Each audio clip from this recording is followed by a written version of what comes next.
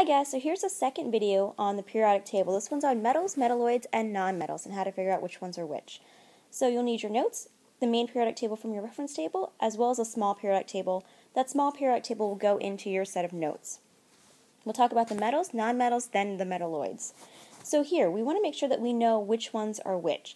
So the biggest thing is to find the staircase. So the staircase is going to be this section over here towards the right over there. It's highlighted in black there and on your own reference table. So when we talk about the staircase, that's what we're talking about. And along the staircase are going to be your metalloids. So we have each of your metalloids right over here.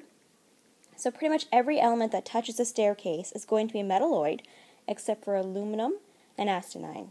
So make sure that you remember, again, aluminum. Think aluminum metal. That's not going to be a metalloid. Everything to the right is going to be a nonmetal. So this whole area in blue, as well as hydrogen, are all going to be the nonmetals. Everything in silver are going to be metals, over here and down here. Don't forget the lanthanides and actinides as well. The ones here that are blank, we're unsure of their properties because they are still yet to be discovered or still in the process of being discovered right now. So let's talk about the metals and their physical properties.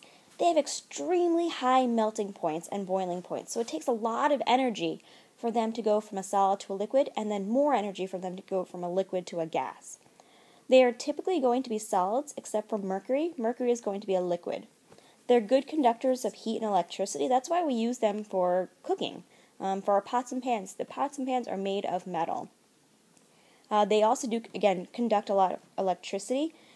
Copper is a great example of something that can conduct a lot of electricity. And we have different characteristics here that we've already talked about. They have luster, which means that they're shiny. They're malleable, which means that they can be hammered into shape.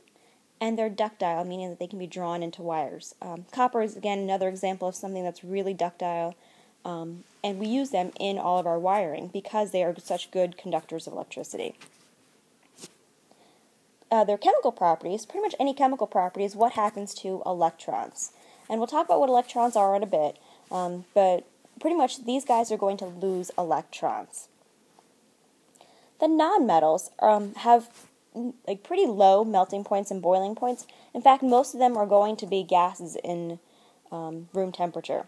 They're poor conductors of heat and electricity. We don't use them for cooking at all. And they're soft and brittle powders, or at least the powders themselves are going to be brittle.